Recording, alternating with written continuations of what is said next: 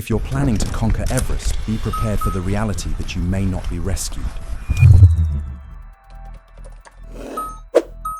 Nope.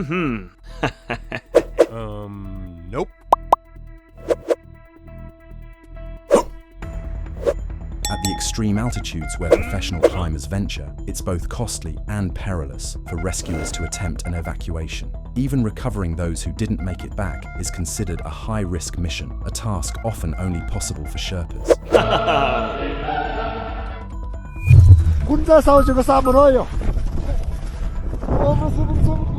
We'll learn more about these remarkable people later. For now, let me tell you a somber story about a woman who remained on Everest because there was no other way. "Please don't leave me," Frances whispered. But Ian Woodall, the British mountaineer, could no longer assist her.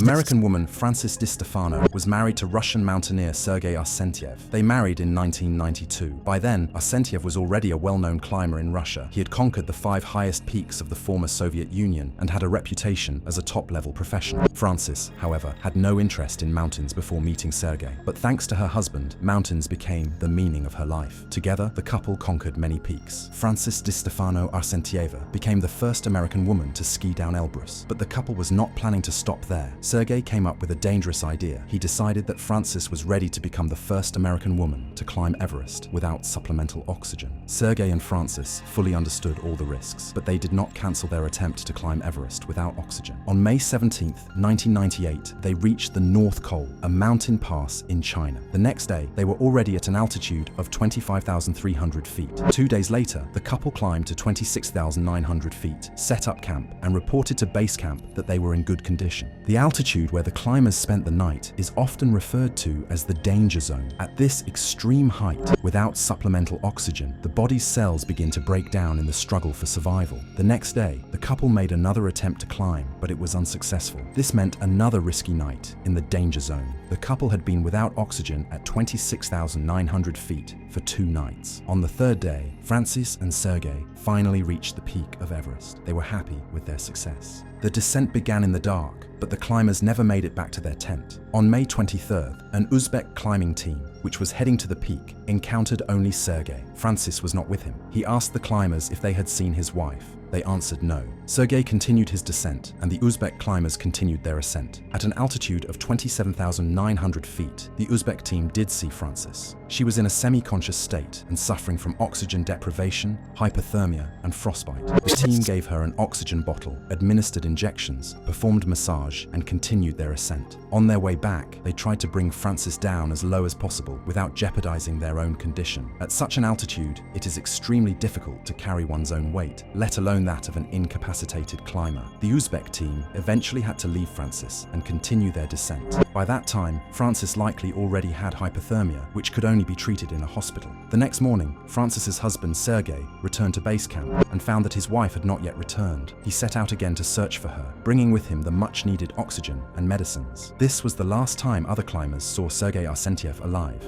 One day, Frances had another phantom chance for rescue. The climbers Ian Woodall and Kathy O'Dowd were attempting to summit Everest. At some point, they came across what they initially thought was a frozen body dressed in a purple jacket. But upon closer inspection, the climbers realized that the woman was actually alive and shaking badly. "Please, don't leave me," Frances pleaded with the strangers. Ian and Kathy decided they should at least try to help, but there was little they could do so high in the mountains. After a few hours, Frances's frostbitten, almost lifeless face acquired the pale appearance of a wax figure, but her expression was surprisingly peaceful. Climbers called her Sleeping Beauty. Unfortunately, Frances Arsentieva remained lying right on the main route to the summit. Over the next 9 years, countless photographs of Sleeping Beauty were taken. For Frances's son, this became a heavy burden. He saw photographs of his lifeless mother all over the internet. Please don't leave For all these years, Ian Woodall remembered the face image of Frances's face. In 2007, he organized an expedition at his own costs to remove Frances's body from view of future climbers. She was wrapped in an American flag and buried in the mountains. Sleeping Beauty now rests peacefully among the clouds, forever.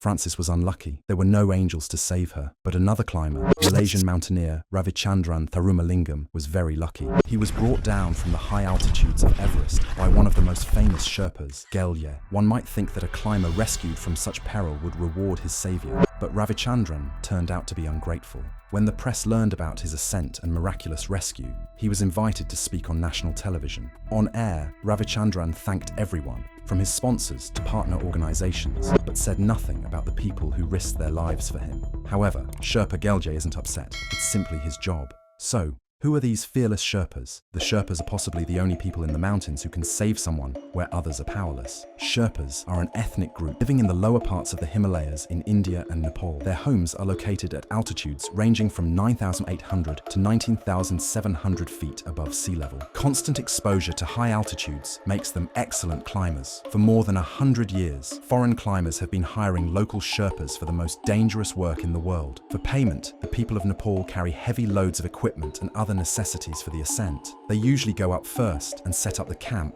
where later the climbing group arrives. Sherpas are the most popular guides in the Himalayas, but not only because they are experienced and resilient. Expeditions with Sherpas are much cheaper than with competitors. However, many Sherpas hope that their children will find a safer and more reliable livelihood. More and more Sherpas are leaving the mountain work, not seeing a future for themselves and their descendants. Subscribe to our channel. We search for and find very interesting information for you.